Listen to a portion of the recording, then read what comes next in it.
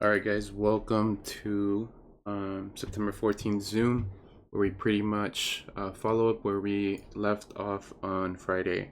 And I believe we'll come back to this. Pretty much what we had been discussing, right, was the potential return into a previous POI, just based off what I can recall and what's on the chart. Unfortunately, we didn't achieve that. We wanted, one push higher, POI, break of structure, and then obviously the continuation to the downside. But as you can see, right, let me actually zoom in a bit. You can see that we attempted to continue higher, right? We took previous liquidity. This was met the 13th, yesterday, Monday. This was met yesterday. As you can see, that was met, right? Obviously it's one tap, two tap, because internal structure, low, solidified low here, high, low,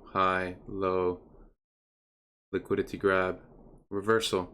So today was actually very interesting because we obviously had the news event today, which was the CPI, came out to be negative.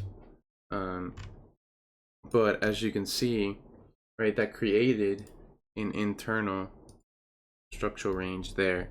So when I'm anticipating to see which directional bias I'm looking into, I'm looking not only at structure, obviously we are bearish, preliminary leg was broken, internal SR, continuation, but right, it might be a bit early to consider this without any proper, obviously transition, because we have just taken liquidity and we pretty much have the risk of potentially seeing a liquidity grab to the upside. And the only reason why I'm considering that is because of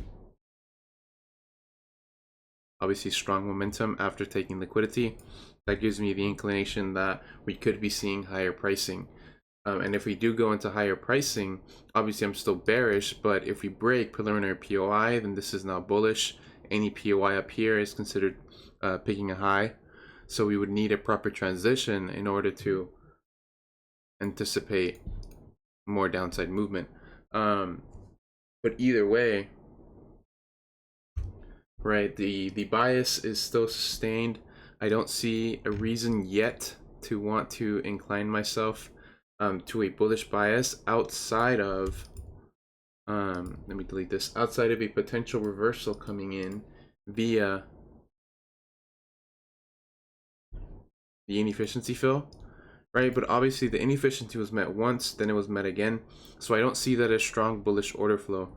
Therefore it's a lot easier for me to incline myself into that bearish bias, as we've just discussed. And I mean, obviously it's looking like we should be heading down over the next couple of weeks. Moving on to AU, haven't looked at this week just yet, but pretty much following up. All right, let me delete all of this. So yesterday, obviously we had all of Friday's bearish movement.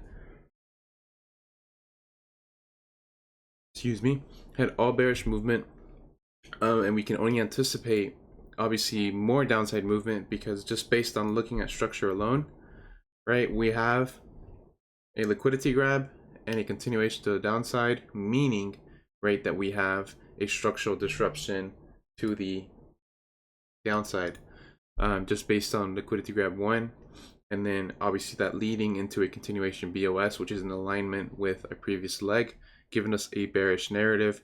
So as you can see, as soon as we solidified this low, right, we then came to a small pullback, but then this high solidified as soon as we take preliminary structure. And as you can see, this is now an internal SR continuation, meeting target from an intraday perspective. And today's pretty much liquidity, I'm sorry, not liquidity push, but today's news event, once we start zooming in, makes a lot of sense in terms of just achieving a premium pricing. As you can see, based on 30-minute inefficiency fill, that pretty much dictated the continuation bias after the structural disruption, after the internal SR being validated via taking previous liquidity and then taking preliminary structure. That gives me the internal SR, and as you can see, all we're doing now is continuing order flow. And yeah, this is still looking bearish. I don't see any reason why this does not give you more bearishness. But yeah, I mean, now we're looking at even potentially seeing these lows down here, if I'm being honest, and that's only 50, 60 pips away. So very realistic, especially by the end of the week. Moving on to EU. Right, this is an interesting one. Just because we are still bearish, and this is what I noted in the Discord today. Let me see if I can recall exactly where we talked about this.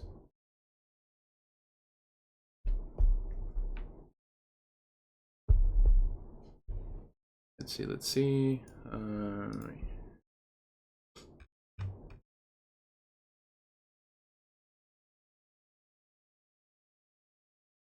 I believe it was as soon as, yeah, the news event occurred, right? And then obviously you guys are up, right? But I make sure to say that make sure you take a piece off. I know that's massive R. And the only reason why I'm saying that is because the news event will generate inefficiency into the downside, meaning there's inefficiency right after this candle all the way up to there. Because it's such a fast move, eventually it's gonna, excuse me, excuse me, eventually it doesn't make sense for it to not recover.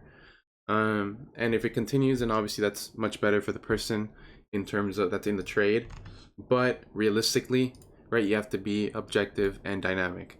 And the reason also why I said that was because of this POI here.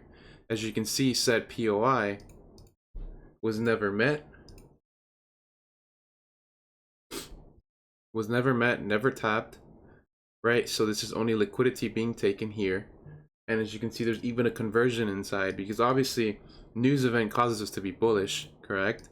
But we need a conversion to incline us to want to be, you know, in that bearish bias. So first thing I see, as soon as we reach into the POI, we're already taking out a previous high, right? And notice that we had already had an extremely big push, so we had already exhausted demand, right? So now it's low effort. It's high effort to get up here because there's low volume but high momentum still continuing higher, signaling, right, a potential reversal incoming. So as you can see, just based on looking at as soon as what happens after taking out liquidity, diminishment of volume, right? Now we want to read order flow, right? Low, low, continues higher. Then we have a bearish liquidity grab, right? The bearish liquidity grab is supported by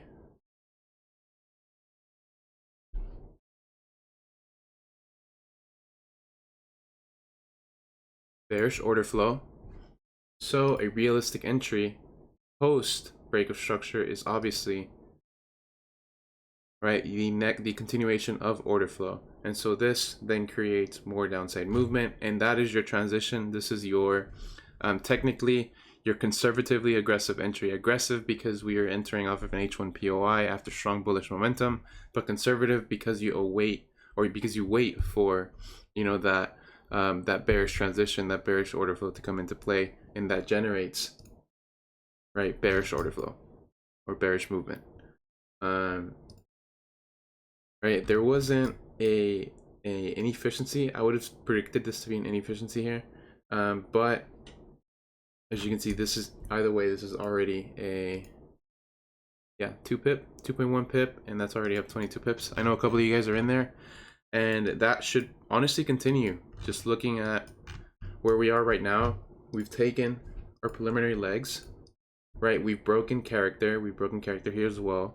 We now have a bearish movement, and even as you can see now, right, this full leg hasn't even completed yet because we haven't seen any type of preliminary structure break, right? You could say it was challenged here, but that is only a bearish liquidity grab. And as you can see currently,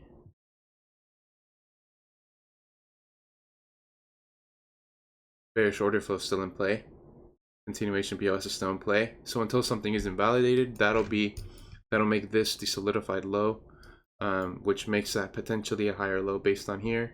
But just based on how we are looking on an hourly time frame, it'll be interesting to see how we close out for the day. Because yeah, you can see that could potentially show us a sign of weakness into the downside. So just be wary of that. Another one here,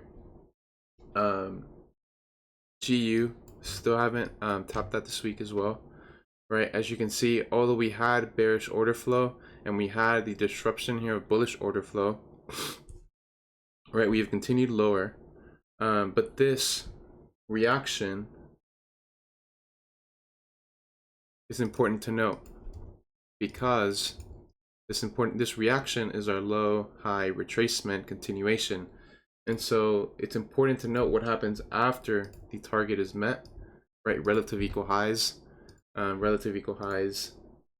here were met, and immediately after that, right, if you wanted to trade a transition, right, it does make sense in the aspect of, you know, this is a very deep retracement, right, and you could be predicting a potential move to the downside, especially because demand has weakened over time and liquidity has just been taken. But any trade up here is technically picking a high, which is 100% okay if you acknowledge your risk.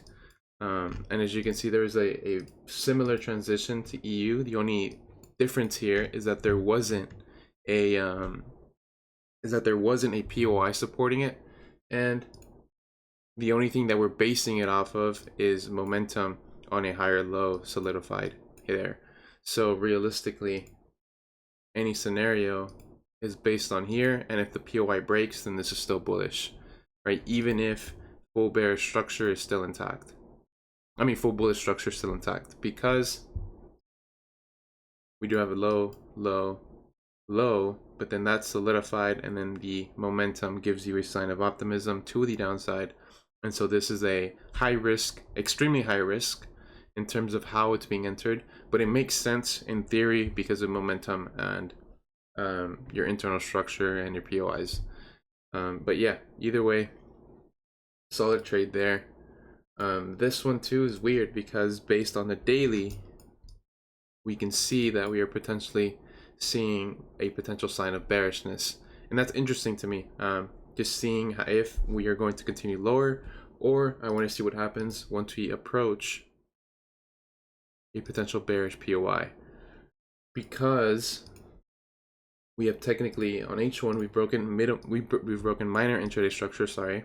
Minor intraday structure has been broken, so technically this from a minor intraday is bearish, and because we took preliminary structure there, this liquidity is also seen as a bearish liquidity grab, inclining us to that bearish bias. So even though we are approaching a potential POI here, it's not the most realistic entry for me to consider myself to still be bullish. Of course, this could still react and continue bullish, right? But if this is a strong reaction, I promise you around here, you're gonna see a bullish structural disruption, any type of reaccumulation, anything along those lines, and that would be what changes the bias to the upside. So yeah, and if you guys can probably backtest that and notice that too, where a minor intraday POI is broken, a pretty much an overall leg POI is supported, and then you have a structural disruption to the upside, and that would pretty much be your technically showing its hand to want to continue higher. But yeah, with that being said, nothing much today. Very interesting. I do want to see how DXY closes as well, and this could even show more signs of bullishness or more signs of bearishness. It really just depends on how we close. If we close similar to this, I would probably incline myself to more downside, but just going off closure alone, I don't want this to close anywhere near its open. But yeah, with that being said, I'll see you guys on Friday.